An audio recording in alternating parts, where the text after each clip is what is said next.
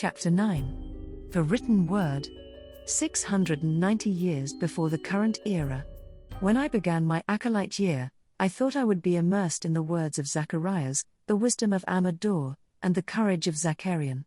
I expected to quench the thirst for knowledge that was within me from a young age, and to sup on the banquet of words left by my forebears. I anticipated guidance in my journey of discovery, and sustenance to satiate my hunger for spiritual nourishment. I hoped to receive answers to the many questions that plagued me, and instruction in how to find these answers myself, so that I might embark on a lifelong campaign of enrichment for self and soul. I thought to strengthen my grasp on all things taught in the capítulos, to take this knowledge with me into Horizon when my time came, and use it as both guide and guardian of my eternal quest for truth. The reality was nothing like I imagined. Jeremiah Zacharian, in scrito. Zacharian yawned. When he finished, he grinned towards Amador. The stallion that stood next to him pawed the ground, as if impatient for the sunrise to commence. On cue, the sun tipped over the edge of the world, throwing the dragon spines at the top of Mount Zacharias into bold relief.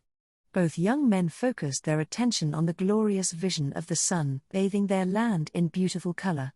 For the two brothers, the reverence with which Sebastian, Key, and their father watched the sun rising, left behind an indelible impression. Once the sun finished its glorious performance, Sebastian led them over to a natural arrangement of broken dragon spines. Sometime in antiquity, several of the spines had toppled and the result resembled a table with bench seats to either side. Zacharian and Amador had lessons over the years in this spot.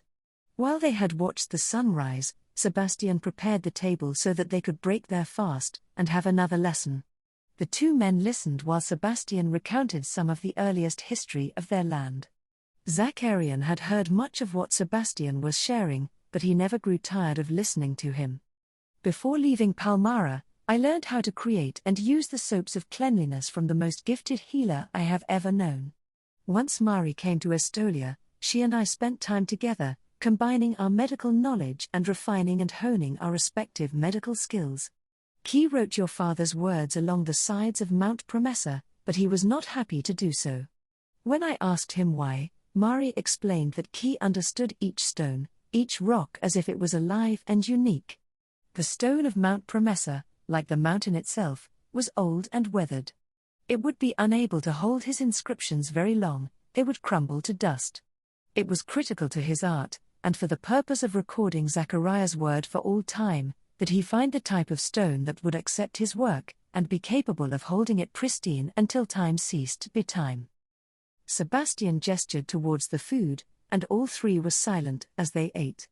After their meal, Sebastian asked, "Can you explain our early history?" Amador glanced at his brother before he cleared his throat and recited, "You and Key worked with other Estolians to create and refine the written language. Key came from the land of the pharaohs, you came from Palmyra, mother and father came from Anoxes, and others came from Chella. Since each of you came from different cultures with different languages, the written language that you and Key developed was unique to all of Centrath." For the next several hours, Amador, Zacharian and Sebastian discussed the early history of Estolia. Key and Mari moved into the Temple Mountain once the Amador region was settled, and Key happily spent his time inscribing the words Zacharias shared with him. Zacharias wanted the breadth of his experiences transcribed, his promise to deity, and deity's promises in return. Key recorded everything in the stone walls of the natural chambers of the labyrinth of Mount Estoliana, the same words he once unhappily inscribed on the sides of Mount Promessa.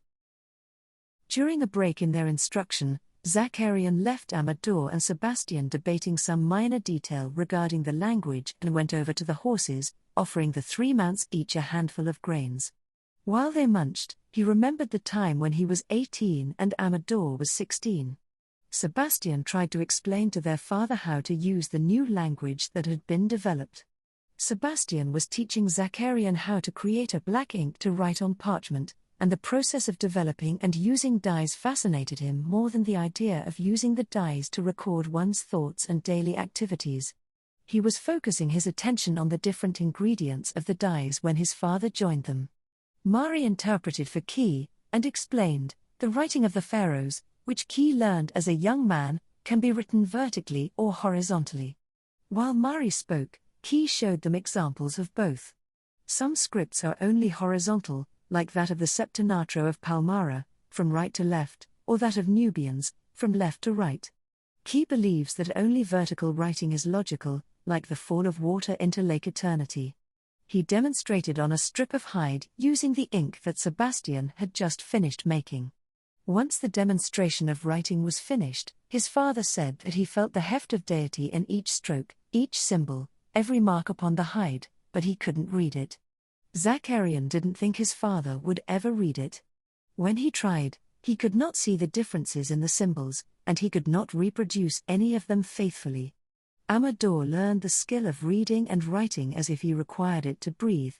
For Zakarian it was not quite that simple to learn, but after much study and practice, he felt as if his skill was no less impressive than his brother's. "Do you wish to show me the archives?" Zacharias asked Key. Mari answered, "He says you will see and admire his work, but it will not be during his lifetime. He has had a vision that his creation, the written language of Estolia, will be used far beyond that time when there is nothing of his body left on this earth, not even the dust of his bones. There is a greater permanence in this world in having his creation survive longer than his physical body. And there is the promise of Torizon wherein his body will be whole, his voice will be recovered, and we will live as one into eternity." Sebastian waved off the two men who had accompanied him to the top of Mount Estoliana for instruction. As he returned to the small dead-end cave that he had called his home for the last 25 years, he recalled the summer of his 10th year living in this blessed valley. It was on a day much like this one. He settled on the grass under the cluster of mature mayberry trees near the entrance to his home. Chewing a stalk of sweetgrass, he lay on his back, staring up at the sky. That day, 15 years ago, he watched the clouds scud across the sky. He relived the events of that long-ago afternoon. It was 30 years since his son's birth, 15 since he met Zacharias. If Corleone was Estolian, he would be preparing to wed his Kaylee. Most men in Palmyra wed much younger. Likely Corleone already had a child of his own. Sebastian sighed heavily and closed his eyes. Shutting out the beautiful azure sky, the clouds, and the perpetual mayberry blossoms. One of the things that continued to haunt him was all the might-have-beens. If he had been true to Corella, and if they were wed, would she have had the courage to fight to survive the harrowing birth? Dumeril told him, on Corleone's first birth anniversary, that Corella went to see the Divinatra. She told Corella of her impending death. At the time, Sebastian wasn't properly listening to Dumeril, but he thought about it now. Was it possible that he would have known great sorrow even if he had remained faithful? Was there never any hope for happiness upon this world for the two of them? "Have you not known happiness here in Estolia, Sebastian?" a familiar soft voice asked. His eyes snapped open and he saw her, sitting under the mayberry tree opposite him. "Deity," he said, his voice a hiss of recognition. She smiled, a little sadly. Waiting. She had asked him a question. "Yes, I have known happiness. I just wish I knew that Corleone was happy. I wish I could share with him all that Estolia is. And..." He broke off. "And you yearn for your Corella," she finished for him. Her eyes flicked away from him before returning. "For you, Sebastian, a gift, to warm your heart, and to seal the promise you made to her, and that she made to you." A warm hand on his shoulder had him turning slightly. Corella. Looking at him with all the love he'd extinguished so long ago. He pulled her into his arms, holding her warm, young vibrant body against his own. When he finally pulled back, and looked into her peat green eyes, he said to her, "Forgive me.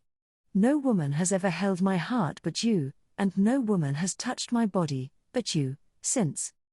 She covered his lips with one hand, her voice gentle, "I know, Sebastian, I know. I wait for you. Here in Torizon, and then we will be together, forever."